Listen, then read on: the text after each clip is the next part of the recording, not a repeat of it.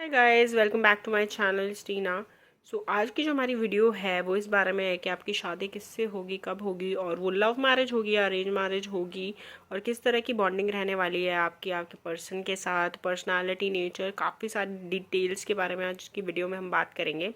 आज मैंने यहाँ पे इनिशियल्स रखे हैं। अगर आपके नेम का इनिशियल है जो आपको दिखाई दे रहा हो यहाँ की पाइल्स में, ये पाइल नंबर 1 है, जैसे यहाँ पे कुछ इनिशियल्स लिखे हुए हैं मैंने, ये पाइल नंबर 2 है, यहाँ पर भी कुछ इनिशियल्स हैं, नेम इनिशियल्स, और यहाँ पर है पाइल नंबर 3 पर भी नेम इनिशियल्स। तो जो भी आपका नाम इनिशियल है ना, आप उससे पाइल चूज़ कर लो एक, और फिर टाइम्स जाके देख सकते हो कमेंट सेक्शन में। जैसे यहाँ मेरा नाम टीना है तो मैं यहाँ पर टी टी जो लिखा हुआ है जिस पाइल के नीचे, उस पाइल को चूज़ करूँगी और फिर अपनी रीडिंग देखूँगी। तो वैसे ही आप चाहो तो वैसे कोई भी पाइल चूज़ कर सकते हो जो आपको लगता हो, लेकिन कुछ लोगों के लिए एक्चुअली डिफ़िकल्ट होता है किसी पाइल को चूज़ करना। तो आप यहाँ पर जो पाइल चाहो वो चूज़ ना करके वो वाली पाइल चूज़ कर सकते हो जिसमें आपका नाम आता हो। जैसे अगर आपका नाम ए से अलीशा है तो आप ये वाली पाइल को चूज़ कर सकते हो। आई गेस आपको समझ में आ गया होगा जो मैं समझाना चाह रही हूँ कि हमें पाइल्स कैसे चूज़ करनी है। अगर आप नए हो तो ही आपके लिए डिफ़िकल्ट होगा, अगर आप पुराने हो, पहले से टैरो रीडिंग देखते हो, तो it's will be so easy for you. और आज की रीडिंग स्टार्ट करने से पहले हम आज की मैनिफेस्टेशन कर लेते हैं। आज की मैनिफेस्टेशन करने के लिए, अगेन मैनिफेस्टेशन करने का तरीका हमेशा यही होना चाहिए, या तो आपको आंखें बंद करके पूरी फील के साथ मैनिफेस्टेशन करनी चाहिए, 3-4 बार अपनी मैनिफेस्टेशन को बोलना चाहिए, पॉजिटिव एफर्मेशन को बोलना चाहिए। और अगर आपको फोकस करने में या कंसंट्रेशन करने में थोड़ी तकलीफ होती है ना, तो आप एक डायरी ले लो, एक ब्लू कलर का पेन ले लो और फिर अपनी मैनिफेस्टेशन करो, बहुत जल्दी पूरी होती है और पॉजिटिव एफर्मेशन ही लिखनी होती है। तो आज हम लिखने वाले हैं, I am living a very happy life. I'm living a very happy life. I'm living a very happy life. I'm so blessed. I'm living a very happy life. Thank you universe. Channel पे give away भी चल रहा है, तो आप अगर free reading जीतना चाहते हो तो लाइक शेयर सब्सक्राइब भी कर दीजिएगा, और जाके मुझे इंस्टाग्राम पे भी फॉलो कर लो। अब करते हैं स्टार्ट विद पाइल नंबर 1, और बाकी की पाइल्स अगर आप कोई चूज़ कर रहे हो तो आप जाके कमेंट सेक्शन से देख सकते हो। हेलो पाइल नंबर 1, जिन्होंने भी ADGJM और PSVY, अगर आपका नाम इससे है और इस पाइल को चूज़ करा है तो वेलकम टू पाइल नंबर 1। आज की जो हमारी रीडिंग है, चलिए इस बारे में बात कर लेते हैं। सबसे पहले तो आपकी लव मैरिज होगी या अरेंज मैरिज होगी या किस तरह की मैरिज होगी उसके ऊपर बात करते हैं। काफ़ी ज़्यादा यहाँ पे दिखता है, देयर आर चांसेस कि आपकी लव कम अरेंज मैरिज हो जाएगी। कि अगर आप मतलब लव मैरिज करते हो तो आपकी फैमिली आपकी वो शादी करा देगी। ऐसा नहीं है कि आपको भाग के शादी करना पड़े या फिर ऐसे कोर्ट मैरिज ज़बरदस्ती करनी पड़े, वो वाली सीन तो यहाँ पे नहीं दिखाई दे रहा। यहाँ पर जब भी आपकी शादी होगी, अगर आप लव मैरिज भी करना चाहते हो तो आपके पेरेंट्स की मर्ज़ी से होगी, और अगर आप अरेंज मैरिज करो तो वो तो डेफिनेटली पेरेंट्स की मर्ज़ी तो होगी, लेकिन आपकी भी उसमें मर्ज़ी शामिल होगी। तो बेसिकली दोनों ही खुश होंगे, आप भी और आपके पेरेंट्स भी, जब भी आपकी शादी होगी। ओके, अगर यहाँ पे बात करें तो ऐसा तो नहीं है कि शादी के बाद कोई प्रॉब्लम आपको फेस नहीं करनी पड़ेगी, थोड़ी तो है। बट अगर बात करें कि कैसा इंसान मिलेगा, उस सबसे पहले उस चीज़ के बारे में बात करते हैं। जो आपके पार्टनर होंगे ना, वो काफ़ी यंगर लुकिंग होंगे, या तो आप कम एज में शादी कर लोगे, लाइक 24-25, इस एज में आपकी शादी हो जाएगी मोस्ट प्रोबेबली। और अगर आपकी एज इससे ज़्यादा हो चुकी है तो आपको ना अभी भी लोग यही कहते होंगे कि आप काफ़ी यंग दिखते हो। मतलब अगर आप मान लो 28 के, 30 के भी हो तो भी लोगों को लगता होगा आप 25-26 के हो, 24 के हो, इसी तरह की एज लगती है। मतलब काफ़ी यंग लगते हो अपनी एज से। और इसी तरह के आपके पार्टनर होंगे, वो काफ़ी यंगर लुकिंग होंगे, अपनी एज से काफ़ी यंग लगते होंगे। वेट हाइट एवरेज हो सकती है, पर देखने में फिर भी पर्सनालिटी अच्छी होगी, एक क्यूट सी पर्सनालिटी होगी। चाहे वो उनकी बात करें, उनकी शक्ल की, उनकी पर्सनालिटी की, चाहे लड़का हो या लड़की, दोनों ही काफ़ी क्यूट से दिखते होंगे। दोनों की जोड़ी भी साथ में अच्छी लगती होगी। और ऐसा लगता है कि काफ़ी आपके ऊपर ना प्रेशर सा होगा, मतलब शादी को लेके आपको थोड़ा ना डर लगता होगा कि शादी आपको करनी है या नहीं करनी, और शादी होगी तो फिर क्या हो जाएगा। उस तरह की चीज़ें आप बहुत सोचते रहोगे लाइफ में कि शादी होने के बाद मैं सब कुछ मैनेज कैसे करूँगी या करूँगा, और कहीं फंस के ना रह जाऊँ प्रोफेशनल और पर्सनल लाइफ में, कभी प्रॉब्लम्स ना हो जाए। तो ये काफ़ी सारी चीज़ें आपको लगेंगी शादी से पहले कि कहीं आपके ऊपर बहुत रिस्ट्रिक्शंस ना आ जाएं कि आपको हर कुछ चीज़ करनी है। उसमें क्या पता आपके हस्बैंड या वाइफ आपको बहुत ज़्यादा कंट्रोल करें, वो आपको चीज़ें करने के लिए मना करें। तो वो चीज़ें यहाँ पे लगती है, ठीक है। और इन चीज़ों से आपको हो सकता है प्रॉब्लम्स हों। लेकिन शादी के बाद ऐसा कुछ नहीं होने वाला। आपके जो पार्टनर होंगे वो काफ़ी कूल होंगे, काफ़ी कूल माइंडेड होंगे, बहुत ओपन माइंडेड भी होंगे वो। तो आपके ऊपर रिस्ट्रिक्शंस तो वो कुछ भी नहीं लगाने वाले, चाहे आप हस्बैंड बनो या चाहे वाइफ बनो। मतलब होता है, देखो कई लड़कियां भी बहुत सारे रिस्ट्रिक्शंस लगा देती हैं अपने हस्बैंड्स पे, और हस्बैंड्स तो खैर बदनामी है इस चीज़ के लिए कि वो तो रिस्ट्रिक्शंस लगाते ही हैं, वो तो जेलस टाइप होते हैं, वो तो पता नहीं क्या ही बोलते हैं, कंट्रोल करते हैं, उनसे पूछे बिना तो हम कुछ कर नहीं सकते।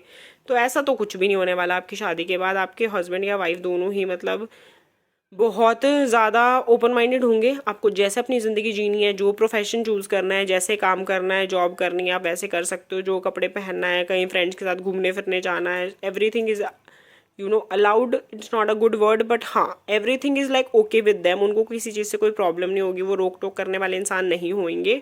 और आपको इस चीज़ की काफ़ी ज़्यादा खुशी होगी। जो आपको एक डर होगा ना कि शादी पता नहीं किस तरह के इंसान से हो जाए, कैसे इंसान से हो जाए, वो डर तो आपका निकल जाएगा। शादी बहुत अच्छे इंसान से होंगी, काफ़ी अच्छे होंगे, नॉलेजेबल हो जाएंगे, काफ़ी अच्छी पढ़ाई कर रखी होंगी उन्होंने, जैसे हायर एजुकेशन कर रखी होगी, पोस्ट ग्रेजुएशन कर रखी होगी, कुछ एग्जाम्स वगैरह क्लियर कर रखे होंगे। तो काफ़ी इंटेलिजेंट और इंटेलेक्चुअल किस्म के इंसान होंगे।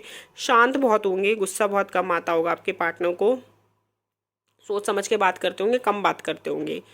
वैसे तो फन लविंग है, लेकिन बहुत खुलने के बाद ही। मतलब जैसे शुरू शुरू में फन लविंग नहीं होने वाले, वो शुरू शुरू में तो ऐसे रहने वाले हैं कि जैसे थोड़ा बात करेंगे, बाकी ज़्यादा सुनने की कोशिश करेंगे। लेकिन बाद में जैसे जैसे धीरे धीरे आपकी दोनों की बॉन्डिंग ज़्यादा इंक्रीज होएगी, तो वो क्या करेंगे कि आपकी ज़्यादा सुनने लग जाएंगे, बोलने लग जाएंगे, हंसी मजाक करेंगे, आपके साथ घूमना फिरना पसंद करेंगे। ट्रैवलिंग बहुत होने वाली है आपकी शादी में, मतलब शादी के बाद एक्चुअली। मतलब जैसे शादी हो जाएगी ना तो ट्रैवलिंग बहुत करोगे, मतलब अच्छी अच्छी जगहों पे घूमने जाओगे आप दोनों को ही। जैसे जो शौक होंगे ना आप दोनों को, जैसे आपको घूमना फिरना पसंद है, या फिर पार्टीज़ करना पसंद है, या फिर जैसे फोटोज़ खिंचाना पसंद है, या फिर कुछ भी एडवेंचरस एक्टिविटीज़ करना पसंद है, तो जो भी शौक होंगे ना आप दोनों के वो एक जैसे से होंगे। या फिर अलग भी हुए थोड़े बहुत तो आप एक दूसरे की हेल्प करोगे अपने अपने शौक पूरे करने में। कि लाइक जैसे अगर आपको एडवेंचरस कुछ एक्टिविटी करना पसंद है, लाइक आपको राफ्टिंग करनी है, बंजी जंपिंग करनी है, तो आपके जो पार्टनर है वो आपको थ्रू आउट सपोर्ट करेंगे कि चलो करते हैं, प्लान बनाते हैं ये चीज़ें करने का। अगर आपको वेकेशंस पसंद है, लाइक आपको नेचर के करीब जाना अच्छा लगता है, तो उस तरह की आप लोग प्लानिंग करोगे। तो आप लोगों की बॉन्डिंग उस तरीके की होगी कि आप दोनों एक दूसरे को सपोर्ट करोगे कि जो जो चीज़ें हम दोनों को पसंद है ना। जैसे कई बार होता नहीं है, जैसे सपोज ही कर लो कि जैसे आपने लिस्ट ही बना ली कि तेरे को क्या पसंद है, मेरे को क्या पसंद है, एक लिस्ट बना लेते हैं, उसमें से जो जो चीज़ें मैच कर रही है ना पहले हम वो कर लेते हैं। फिर जो जो चीज़ें अलग है ना वो वन बाय वन करेंगे, कि एक बार तुम्हारी लिस्ट की पूरी करेंगे, एक बार मेरी लिस्ट की पूरी करेंगे। तो बहुत ही अच्छी अंडरस्टैंडिंग है आप दोनों की, बहुत ही अच्छी एक क्या है ना, बॉन्डिंग बहुत अच्छी है। आप लोगों में लड़ाई झगड़ा बहुत ही मिनिमम होगा, कि बहुत थोड़ा बहुत कभी एग्रेशन में या गुस्से में कुछ कह दिया तो कह दिया, otherwise it will be a very fruitful and blissful marriage.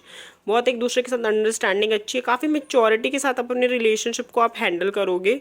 चाहे मतलब कोई कुछ भी बोले, लेकिन आप सब कुछ ईजिली अपने मतलब रिलेशनशिप में हैंडल कर लोगे।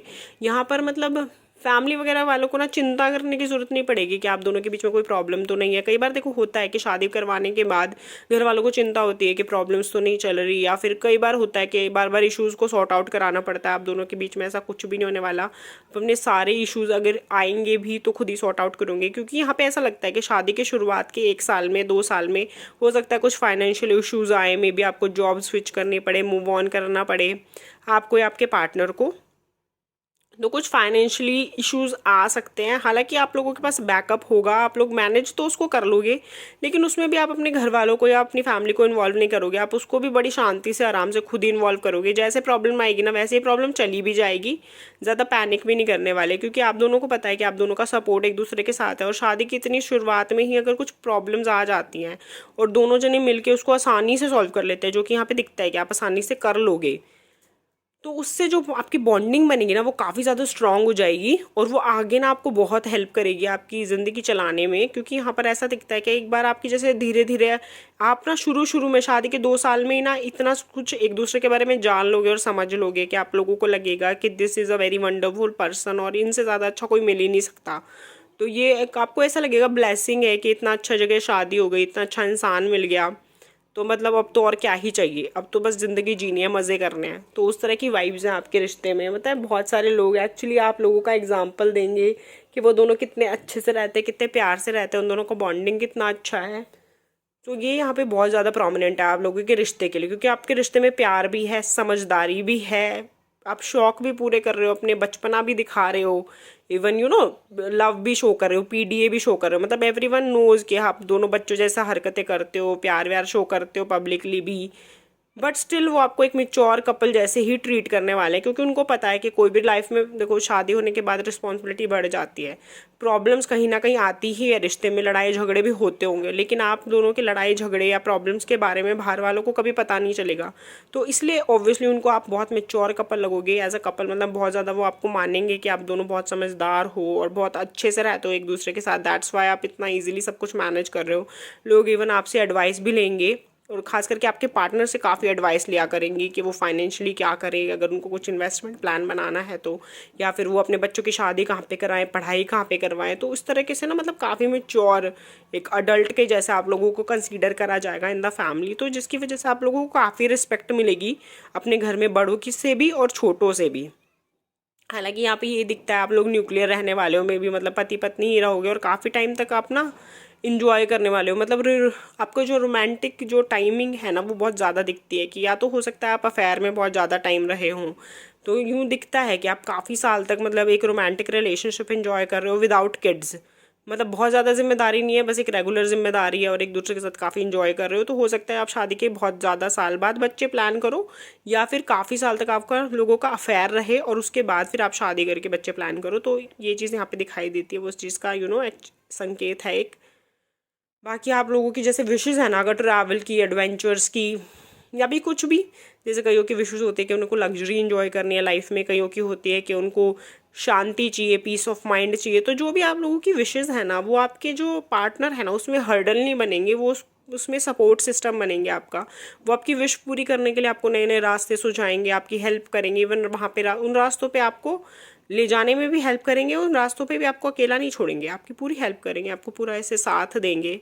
सो ये एक बहुत बहुत खूबसूरत मैरिज होने वाली है। अगर हम बात करें तो आपके जो पर्सन है देखने में तो सुंदर होंगे, लेकिन उनका मन भी बहुत ज़्यादा अच्छा होगा। पैसे वाइज भी आप लोगों को ज़्यादा प्रॉब्लम नहीं होने वाली अपने रिलेशनशिप में। शुरू में कुछ आएगी तो आएगी, जो कि आएगी ही शुरू में, एक बार ही आएगी।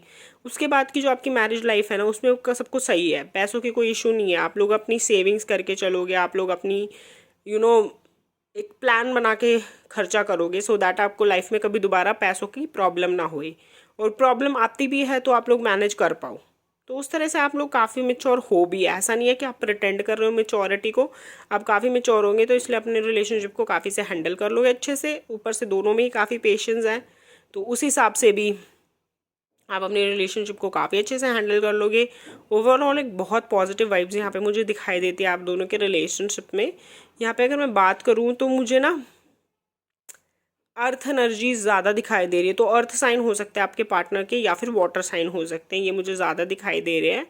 तो ये एनर्जीज हो सकती है, सन मून राइजिंग साइन भी हो सकते हैं ये वाले, तो ये एनर्जीज भी कुछ है। और ये कहीं ना कहीं ऐसा बताती है कि डाउन टू अर्थ होंगे आपके पार्टनर, बहुत ज़्यादा ईगोइस्टिक या फिर शो ऑफ में बिलीव नहीं करते होंगे, तो which is again a very good thing कि इस तरह का पार्टनर होना जो डाउन टू अर्थ हो। बहुत कुछ पाएंगे आप लोग ना, मतलब एज अ मिल के कपल होके, मतलब एज अ कपल आप दोनों, मतलब एक इंडिविजुअल तो इंसान बहुत ज़्यादा तरक्की कर सकता है अपनी लाइफ में, बट एज अ कपल आप काफ़ी ज़्यादा तरक्की करोगे मिल कर के। अपना जैसे खुद से घर बनाना, अपनी खुद से कार खरीदना, ड्रीम वेकेशंस पे जाना, अपने बच्चों की पढ़ाई, अपने अपने शौक़ पूरे करना, तो एज अ कपल आप बहुत ज़्यादा कुछ करोगे, चाहे आपको मतलब बैक से इतना सपोर्ट मिले या ना मिले। हालांकि आपकी फैमिली आपको करेगी सपोर्ट इनिशियल टाइम में, बट वो ज़्यादा करे या ना करे, आप खुद अपने आप से दोनों जने एक दूसरे के लिए इतना ज़्यादा करने वाले हो ना कि आपको कभी किसी चीज़ की कमी महसूस नहीं होगी। वो लाइफ में हर चीज़ जो आप दोनों को चाहिए होगी ना, आप उसमें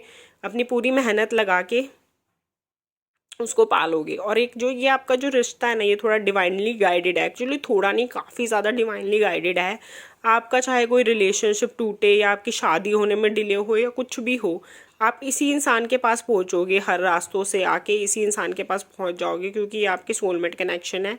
ये रिश्ता एक ब्लेसिंग है, एक डिसगाइज्ड है कि मतलब एंजल ने इसको प्रोटेक्ट कर रखा है, यूनिवर्स ने इसको प्रोटेक्ट कर रखा है। जब भी आपकी शादी होगी उसके बाद, चाहे अगर आपको लग रहा है कि प्रॉब्लम्स आ रही हैं, वो प्रॉब्लम्स जैसे आएंगी वैसे ही ख़त्म भी हो जाएंगी, क्योंकि भगवान की ब्लेसिंग्स यहाँ पर आपके पास है और वो आपकी प्रॉब्लम्स को सॉल्व करने में आपकी हेल्प करेंगे।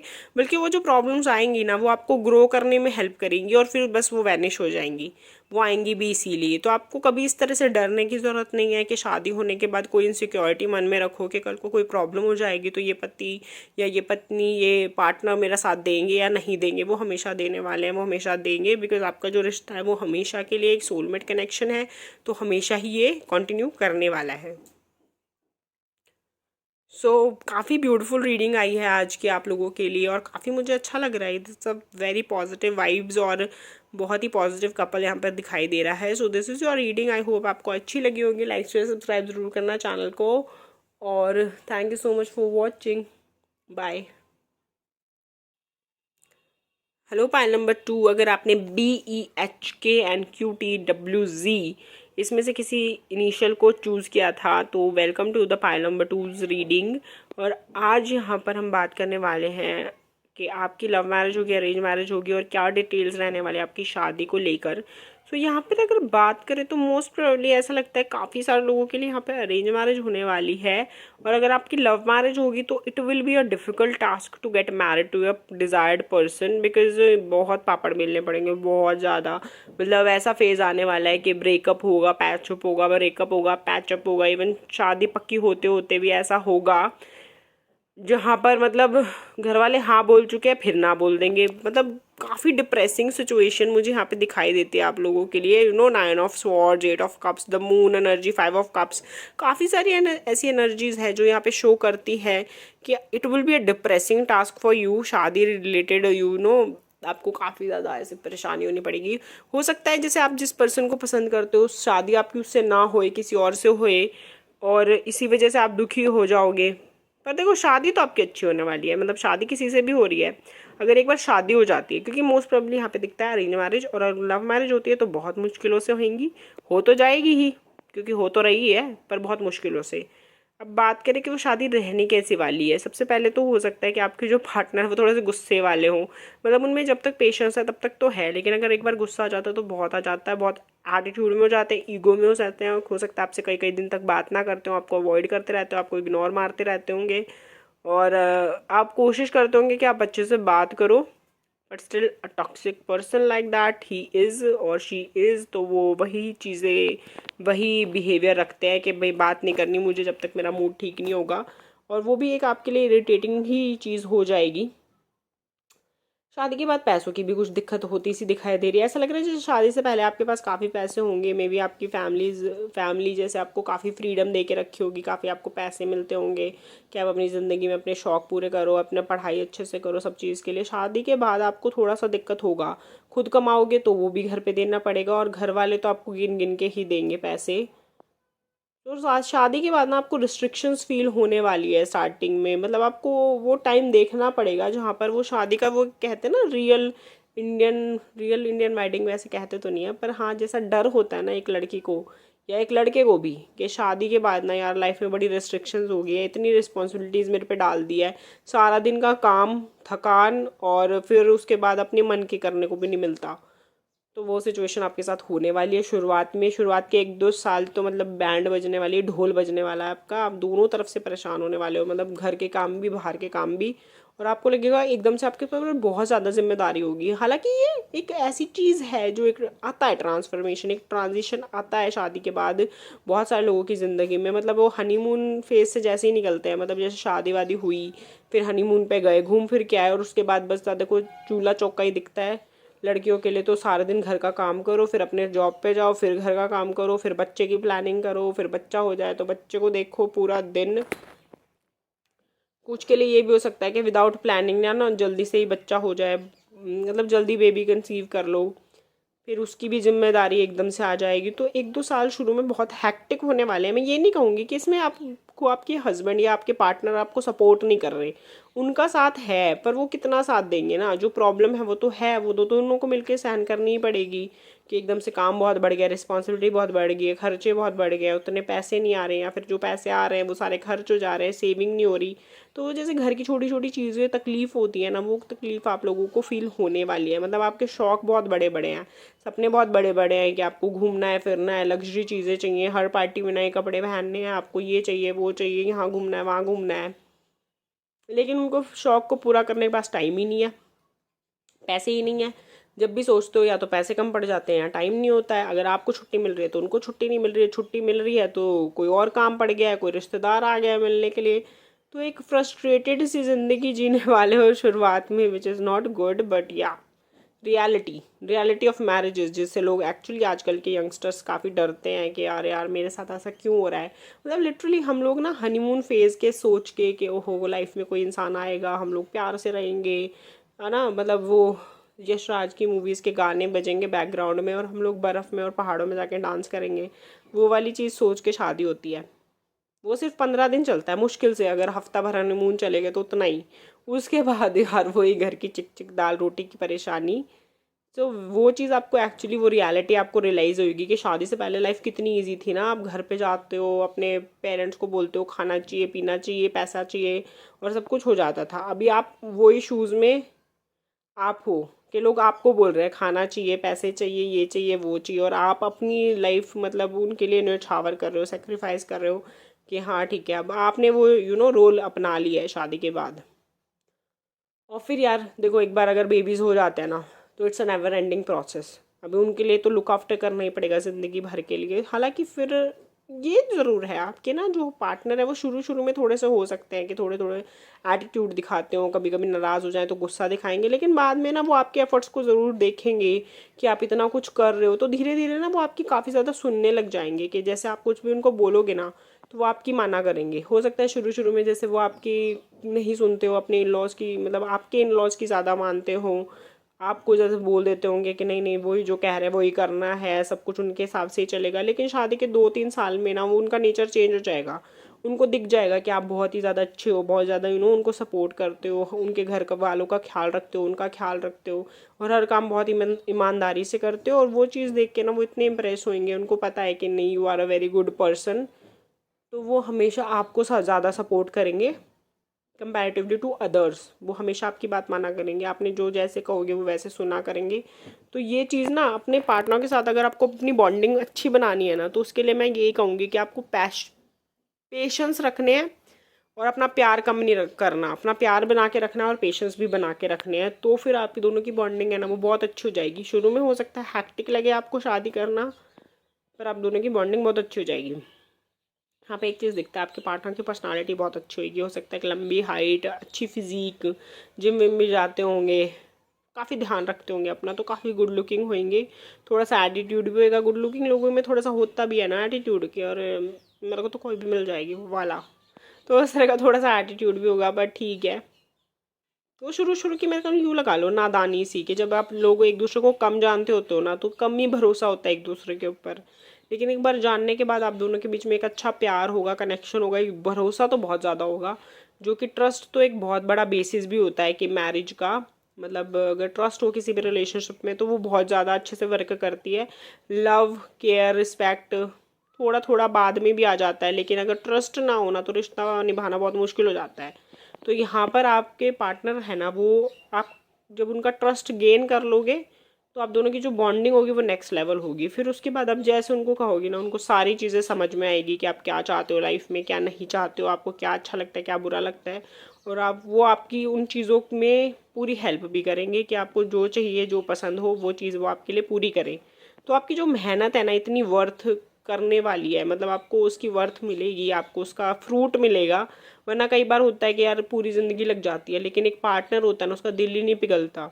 मतलब ज़िंदगी काफ़ी सारे लोगों की हम अराउंड देखते भी है ना ज़िंदगी, मतलब कुछ कुछ लोगों की मैरिज ऐसी है जिसको हम एक सक्सेसफुल या परफेक्ट मैरिज कह सकते हैं, वरना सब बाकी लोग तो अपनी ज़िंदगी काट रहे हैं। मतलब मैरिज बस निभाए जा रहे हैं विदाउट लव या विदाउट अट्रैक्शन, विदाउट पैशन। बस हाँ ठीक है, बच्चों के लिए साथ रह रहे हैं, फैमिली के लिए साथ रह रहे हैं, अभी इस उम्र में छोड़ के कहाँ जाएं, वो वाली नौटंकी चलती रहती है। लेकिन आप लोगों की वो नहीं चलेगी, तो which is good, which is actually very very very good, कि आप लोग अपने रिश्ते को बहुत अच्छे से संभाल लोगे। एक चीज़ मैं बोलूँगी कि करेज, अपनी हिम्मत कभी मत हारना किसी भी सिचुएशन में। जैसे अगर आप लव मैरिज भी करना चाहते हो, अगर आप उस चीज़ को लेकर श्योर हो कि आपको लव मैरिज करनी है इस इंसान से, ये इंसान बहुत अच्छा है, तो आप इस श्योरिटी के साथ अगर अपने पेरेंट्स को कन्विंस करोगे तो वो मानेंगे तो ज़रूर। टाइम लगेगा पर वो मान जाएंगे। और अगर आपको यही लगता है कि वो इंसान आपके लायक ही नहीं है तो बात अलग है, तो फिर आप खुद ही गिव अप कर देना। तो जिद करने की कोई ज़रूरत नहीं है। उसी तरह से आपकी शादी के बाद भी अगर आपको पता है कि आप किसी चीज़ के लिए सही हो तो पेशेंस रख के सामने वाले को समझाओ, तो वो मानेंगे ज़रूर। हालांकि अगर आप गुस्सा करोगे, लड़ाई झगड़ा करोगे, तो वो आपको बहुत ही बैकफायर करेगा। तो वो आपको नहीं करना चाहिए। आपको सूट यही करता है कि आप प्यार से शांति से बात करो, यही आपके लिए हर मुश्किल का सोल्यूशन है। जहाँ आपने गुस्सा किया, आपने एंगर इश्यूज़ को बाहर दिखाया, अपनी इनसिक्योरिटीज़ को दिखाया, वहाँ पर आपके लिए प्रॉब्लम हो जानी है। वहाँ पर आपको एक्चुअली ये फेस करना पड़ेगा कि ये सब आपके अगेंस्ट हो गए हैं, कोई आपकी सुन नहीं रहा है, कोई आपकी मान नहीं रहा है। और जहाँ पर आप पेशेंस दिखाओगे, जहाँ पर आप अपनी बातों को समझाओगे, ज़िद करोगे बेशक कि हाँ नहीं मैं सही हूँ, ज़िद करोगे लेकिन बहुत ही पीसफुली, वहाँ लोग आपकी बात ज़रूर मानेंगे, ज़रूर सुनेंगे, इवन आपकी तारीफ़ भी करेंगे और इवन आपकी बात को अप्रिशिएट भी करेंगे। तो ये चीज़ आपको ध्यान रखनी है।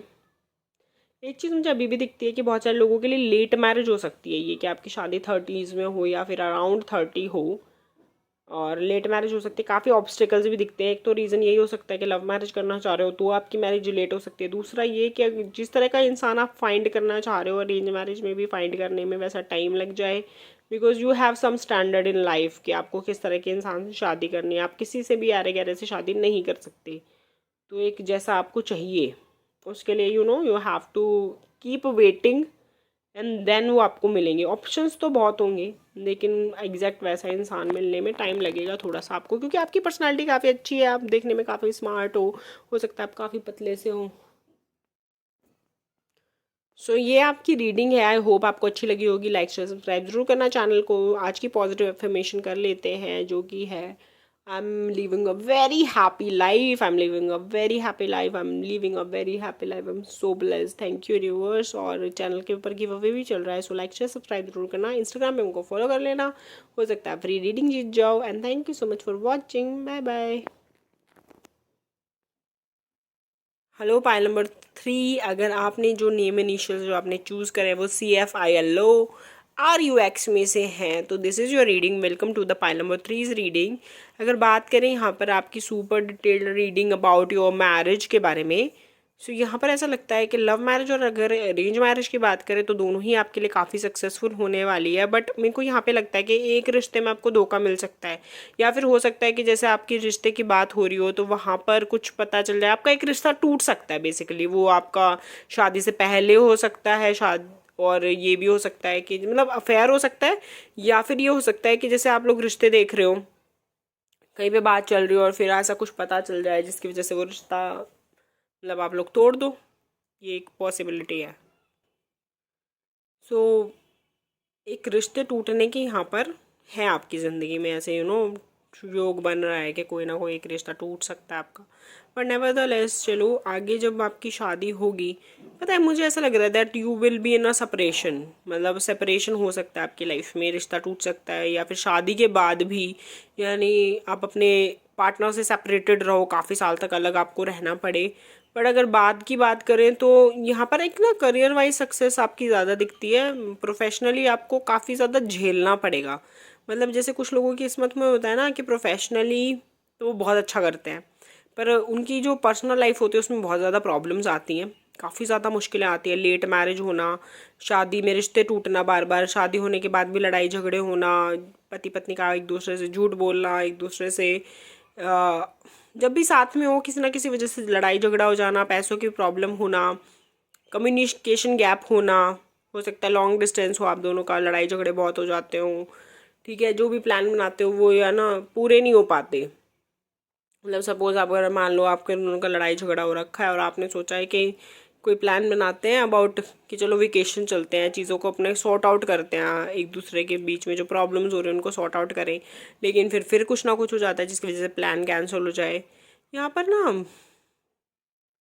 किसी ना किसी के लिए मुझे ऐसा लगता है। हो सकता है आपके बीच में कोई थर्ड पार्टी भी इन्वॉल्व हो सकता है, आपके हस्बैंड या वाइफ का को कोई और ज़्यादा पसंद हो, या फिर मे बी आपको उनके ऊपर शक हो जाए कि उनको कोई और ज़्यादा पसंद है। तो इस तरह का इश्यूज भी यहाँ पर देखने को मिल सकते हैं। तो it will be a difficult breakup तो मुझे यहाँ पे दिखाई देता है, रिश्ता टूटता हुआ भी दिखाई देता है, पर शादी के बाद मुझे ऐसा लगता है डिवोर्स तो नहीं होगा, सिर्फ सेपरेशन दिखाई देता है। और उसके बाद फिर आप दोनों इवेंचुअली एक दूसरे के साथ रहने लग जाओगे।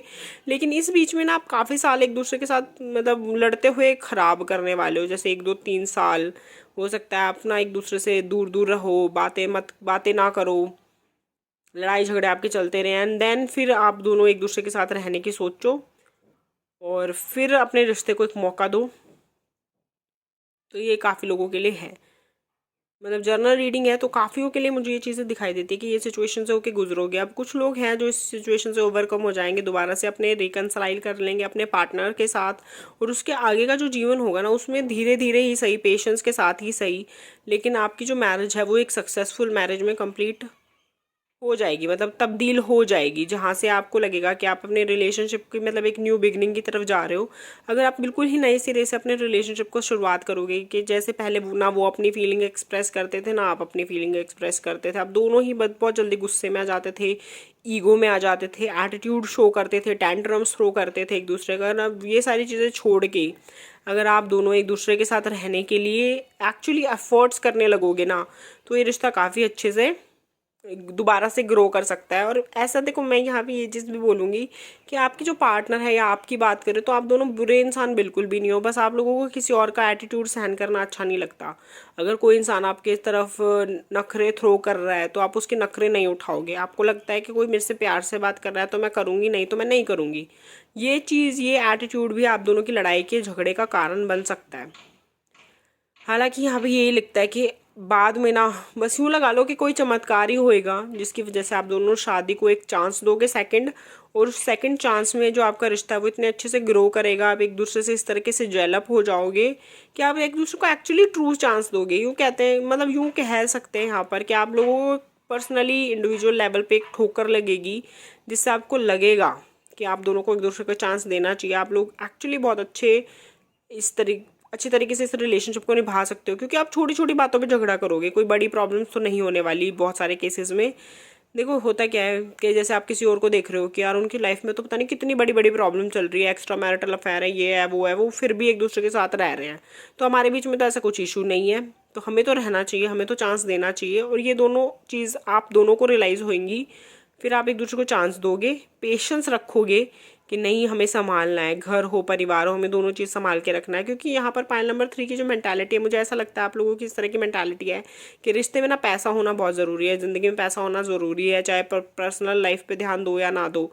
कि कई लोग होते हैं ना जिससे पहले पैसों के पीछे भागते हैं कि अगर पैसा हो गया तो पर्सनल लाइफ तो अपने आप सुधर जाएगी, पर ऐसा नहीं है यार, दोनों जगह टाइम देना पड़ता है। अगर आप अपनी पर्सनल लाइफ में प्रेजेंट सिचुएशन पे टाइम नहीं दोगे, मान लो जैसे आपके पार्टनर का बर्थडे है, आप लोगों की एनिवर्सरी है या कोई स्पेशल ओकेजन है, लेकिन आपको ये लग रहा है नहीं मेरे को बिजनेस ही ज़्यादा ज़रूरी है, मेरी जॉब ज़्यादा ज़रूरी है, मेरे फ्रेंड ज़्यादा ज़रूरी है, तो प्रॉब्लम्स आएंगी और उन प्रॉब्लम्स को आने से कोई रोक भी नहीं सकता। हर ब्यूटीफुल रिश्ते में, हर सक्सेसफुल रिश्ते में एक दूसरे को टाइम देना पड़ता है, एक दूसरे की सुननी पड़ती है, एक दूसरे के सामने झुकना भी पड़ता है। इट्स नॉट लाइक दैट कि एक इंसान बिल्कुल अपनी ईगो दिखाकर दूसरे वाले से सब कुछ करा लेगा। नहीं यार, आप डरा धमका के किसी से ज़िंदगी भर कुछ नहीं करवा सकते। ये कभी कभी काम करता है कि जैसे देखो सामने वाला आपसे प्यार करता है तो आपके थोड़े बहुत नखरे झेलेगा, आपकी जिद मानेगा, आपके गुस्से को भी झेलेगा। लेकिन अगर आप हमेशा उसको बैडली ट्रीट करोगे, गाली गलौज करोगे, उसको प्यार नहीं दिखाओगे, हमेशा रूडली बिहेव करोगे, हमेशा सिर्फ अपने बारे में सोचोगे, तो वो इंसान भी कभी ना कभी आपको छोड़ के चला जाएगा। तो आपको वही चीज़ का ध्यान रखना है और अपनी लाइफ में अपने पार्टनर को भी प्रायोरिटी बनाना है। ये नहीं है कि अपने काम को प्रायोरिटी बना लो, अपनी फैमिली को प्रायोरिटी बना लो, हमेशा उनको नेग्लेक्ट फील कराओ। इन छोटी छोटी चीज़ों की वजह से आप दोनों में झगड़े होंगे, मिसअंडरस्टैंडिंग क्रिएट होगी, और जब आप लोगों को रियलाइज़ होगा कि नहीं यार ये चीज़ें सही नहीं है, आप लोगों को ये चीज़ें सुधारनी है, दैट टाइम पे आपका रिश्ता खूबसूरती के साथ दोबारा से ग्रो करेगा। और जो ये प्रॉब्लम्स आपने जो क्रिएट करी है खुद, उनको खुद ही आप धीरे धीरे करके सॉर्ट आउट करोगे, और फिर बहुत जल्दी आपको लगेगा भी कि सब चीज़ें ठीक हो रही हैं। फैमिली प्लान करोगे, बेबीज़ आने के बाद तो और ज़्यादा आपका रिश्ता अच्छा ही हो जाएगा, क्योंकि अब आपको पता है कि आपने साथ में मिलकर एक जिम्मेदारी को उठाना है और अपनी ज़िंदगी को साथ में चलाना है, उससे पहले आप ना बहुत ज़्यादा अनश्योर भी हो गए एक दूसरे के लिए कि ठीक है ना, मैं तो इंडिपेंडेंट हूँ, मेरे को क्या ज़रूरत है इस इंसान की, मैं तो अपनी ज़िंदगी अपने आप जी लूँगी। लेकिन आफ्टर बेबी एक तो आप दोनों की फीलिंग्स बहुत ज़्यादा बदल जाएंगी, आप लोगों में बहुत पेशेंस आ जाएगा, आप लोगों को लगेगा कि नहीं ये इंसान बहुत अच्छा है, बस हालात उस टाइम पे अच्छे नहीं थे और अभी हमारे पास एक प्यारा सा बेबी भी है जिसकी हमें ख्याल रखना है, जिसके हमें साथ रहना है। और बच्चे के लिए जो आपका प्यार होगा ना दोनों का, वो आप दोनों को और बहुत ज़्यादा करीब ले आएगा। इसका मतलब ये तो बिल्कुल नहीं है कि मैं सलाह दे रही हूँ यहाँ पर कि अगर आपके रिश्ते में प्रॉब्लम चल रही है तो आपको बच्चे कर लेने चाहिए, नहीं। वो बच्चे भी उसी टाइम पे होंगे जब आप एक दूसरे से प्यार करते होंगे, वो कोई फोर्स्ड बच्चे नहीं होने वाले। लेकिन बच्चे के आने से एक कह सकते हैं ना लक फैक्टर, वो आपका इंक्रीज हो जाएगा, वो एनहेंस हो जाएगा। काफ़ी सारी आपकी जो प्रॉब्लम्स हैं वो बच्चे के आने से दूर हो जाएंगे और उसकी वजह से आपको एक याद भी रहेगा हमेशा कि हाँ यार हम एक दूसरे से प्यार करते हैं और हमें उसके ऊपर गिव अप करने की ज़रूरत नहीं है। बहुत सारे लोग देखो ऐसे होते हैं आज के टाइम पे जिनको प्यार करने से डर लगता है, प्यार पाने से डर लगता है। उनको लगता है कि यार प्यार तो हम कर लेंगे लेकिन प्यार कभी तकलीफ ना दे, सामने वाला इंसान हम पे चढ़ ना जाए, दिमाग ना ख़राब करे, हमको ह्यूमिलिएट या एक्सप्लॉइट ना कर दे। तो काफ़ी लोग डरते हैं प्यार से आजकल के टाइम पे ना। उनको ऐसा लगता है कि प्यार में क्या पता मुझे कोई धोखा दे दे, मुझे छोड़ के चला जाए। तो इस तरह के नेगेटिव थॉट्स भी रहते हैं। कई बार लोग भड़का भी देते हैं कि नहीं यार वो तो तुम्हारा फ़ायदा उठा रहा है, ये है वो है, तुम ज़्यादा दब क्यों रही हो, तुम्हें वो डोमिनेट कर रहा है। तो इस तरह की चीज़ें हो जाती हैं। अंडरस्टैंडिंग बिगाड़ने में ना थोड़ा सा ही टाइम लगता है, ज़्यादा नहीं लगता। तो वो थोड़े से टाइम के लिए भी अपनी अंडरस्टैंडिंग नहीं बिगाड़ोगे ना तो बहुत अच्छा रहेगा आप लोगों के लिए। और जहाँ आपने अपनी अंडरस्टैंडिंग ख़राब करी, जहाँ आपने सोच लिया कि नहीं है प्रॉब्लम, ये है वो है, तो it's not will be good. ठीक है, it will not be good for you और योर रिलेशनशिप। हालांकि मैं बोलूँगी पाइल नंबर 3 के लिए प्रॉब्लम्स हैं यहाँ पे उनकी शादी में, लेकिन प्रॉब्लम के सॉल्यूशंस भी आप दोनों के पास ही है अगर आप दोनों इकट्ठे मेहनत करोगे। पता है ये भी चीज़ दिखती है कि जिस टाइम पे आप मेहनत करो उस टाइम पे आपके पार्टनर रूठे हुए हैं, जिस टाइम पे वो मेहनत करते हैं उतने टाइम पे आपका मुंह बन जाता है, मतलब आप नाराज़ हो जाते हो। तो वो चीज़ भी यहाँ पे दिखाई दे रही है साइड बाय साइड। बुरे आप दोनों में से कोई भी नहीं है, ऐसा नहीं है कि कोई दोनों में से कोई भी नहीं चाहता कि हमारा रिश्ता ना काम करे। लेकिन कई बार लाइफ के एक्सपीरियंसेस की वजह से इंसान इतना बिटर सा हो जाता है ना कि उसको लगता है कि ठीक है ना, मैंने अकेले रहना सीख लिया ज़िंदगी में, मुझे पैसों से मतलब है, मैं अपने पैसे कमाऊँगा, अपना ध्यान रखूँगा, अपना खर्चा वर्चा करूँगा, मुझे किसी की ज़रूरत नहीं है। एक वो एटीट्यूड आ जाता है लाइफ में। तो वो एटीट्यूड आप दोनों की मैरिज के लिए हार्मफुल होने वाला है। जब इंसान को अकेले रहने की आदत पड़ जाती है ना तो उसे किसी के साथ रहने में, किसी के साथ एडजस्ट करने में दिक्कत आती है। लेकिन शादी में एडजस्टमेंट करनी पड़ती है। अगर आप उसी एडजस्टमेंट को प्यार, रिस्पेक्ट और केयर के नाम पे करोगे तो ईजी हो जाएगा। वहीं आप उस एडजस्टमेंट को सेक्रीफाइस और कॉम्प्रोमाइज़ का नाम दे दोगे तो वही आपके लिए डिफ़िकल्ट हो जाएगा। तो ये माइंडसेट का ही खेल है सारा का सारा। और अगर आप पॉजिटिव माइंडसेट रखोगे तो बहुत अच्छा होएगा, वहीं आप नेगेटिव माइंडसेट रखोगे तो वही आपके लिए प्रॉब्लम का कारण बन जाएगा। बात करूँ अगर आपके पर्सन की पर्सनालिटी के बारे में, तो जैसे मैंने बोला दिल से तो वो अच्छे हैं ही, पर उनको इंडिपेंडेंट होने की आदत है, उनको अलग थलग रहने की आदत है। उनको अच्छा नहीं लगता कोई उनसे ऊंचे स्वर में बात करे, तो कोई उनको चिल्ला दे, डांट दे, तो उनको पेशेंस नहीं है। ठीक है, एक्सप्रेस भी नहीं करते अपनी फीलिंग्स जल्दी से, बहुत ही मतलब कम लोगों पे ट्रस्ट करते हैं। इस तरह की पर्सनालिटी है। बात करूँ लुक्स की तो एवरेज लुक्स हैं, बहुत ज़्यादा सुंदर नहीं दिखेंगे, ठीक ठाक दिखते होंगे। और ये भी एक रीज़न हो सकता है कि उनको लगता है कि यार मुझे तो कोई क्यों ही पसंद करेगा। ये सिचुएशन सेम आपकी भी हो सकती है कि आपको भी ऐसी चीज़ें फील होती हों, क्योंकि दोनों की वाइब्स और एनर्जीज काफ़ी हद तक मैच होती हुई दिखाई दे रही हैं। देखो अगर दोनों ही जने गुस्से में होते हैं तो भी प्रॉब्लम हो जाती है। दोनों जने प्यार में हैं, दोनों जने पेशेंस रख रहे हैं तो चीज़ें ईजी हो जाती है। लेकिन दोनों जने गुस्से हैं, दोनों जने एटीट्यूड थ्रो कर रहे हैं तो प्रॉब्लम हो जाती है। तो वो चीज़ें या वो उस तरह की चीज़ें प्रॉब्लम आपकी लाइफ में कर सकती है। बट अगर आप थोड़ा सा टाइम दोगे पेशेंस के साथ तो चीज़ें वर्कआउट कर जाएंगी। उसके अलावा तो मैंने आपको आई गेस डिटेल में बता ही दिया है कि किस तरह की आपकी मैरिज रहने वाली है। आप मे भी आपको थोड़ा सा दुख लग रहा हो, लेकिन यार देखो ये एक तरह का फेज़ होता है। हो सकता है किसी एक रिलेशनशिप में आपके साथ ऐसा हो, लेकिन अगर आप ट्राई करोगे, आप पेशेंस रखोगे, आप अपने रिलेशनशिप को पूरा टाइम दोगे, एनर्जी दोगे, अपने एफर्ट्स दोगे, तो आपके रिलेशनशिप को सक्सेसफुल होने से कोई नहीं रोक सकता। क्योंकि यहाँ पे भगवान का आशीर्वाद है। जिस दिन आप पेशेंस रखना शुरू कर दोगे, जिस दिन आप अपने रिश्ते को 100% देना शुरू कर दोगे, उस दिन सब ठीक हो जाएगा। टाइम लगेगा, धीरे धीरे ठीक होगा, लेकिन होगा ज़रूर। और हार्डशिप हर एक मैरिज में आती है, हर एक रिलेशनशिप में आती है। So it's not like that कि सिर्फ आपकी में आ रही है। किसी के लिए चीज़ें आसान होती है क्योंकि उन्होंने पहले से अपनी ज़िंदगी में और चीज़ों पे काम कर रखा होता है, अपने नेचर पे काम कर रखा होता है। कोई भी मैरिज किसी भी इंसान की तब सक्सेसफुल नहीं हो सकती कि जब वो बहुत ज़्यादा ईगो रखे या फिर बहुत ज़्यादा टेंट्रम्स थ्रो करे। कोई भी दो लोगों की मैरिज अगर ब्यूटीफुल लग रही है, इसका मतलब वो दोनों ही एक दूसरे की रिस्पेक्ट बहुत ज़्यादा कर रहे हैं, एक दूसरे से प्यार से बात कर रहे हैं, कोई भी प्रॉब्लम आती है तो उसको साथ मिल के सॉल्व करने हैं। अगर वही एक भी इंसान अगर चिल्लम चिल्ली करने लग जाए, लड़ाई झगड़ा करने लग जाए, तो वो रिश्ता अपने आप ही ख़राब हो जाएगा। तो आपको वो करने से बचना है यहाँ पर, और चीज़ें ठीक हो जाएंगी आपके लिए। क्योंकि अगर आपको प्रॉब्लम पता चली है तो सोल्यूशन भी तो पता चला है ना, कि आपको पेशेंस रखना है, चीज़ों को सॉर्ट आउट करना है। That's it, it's the simplest solution in the world. So ये आपकी रीडिंग है। लाइक शेयर सब्सक्राइब जरूर करना चैनल को, और चैनल पे गिव अवे चल रहा है, सो पार्टिसिपेट ज़रूर करना। हो सकता है आप फ्री रीडिंग जीत जाएँ। और उसके अलावा आज की जो पॉजिटिव एफर्मेशन है वो कर लेते हैं साथ में।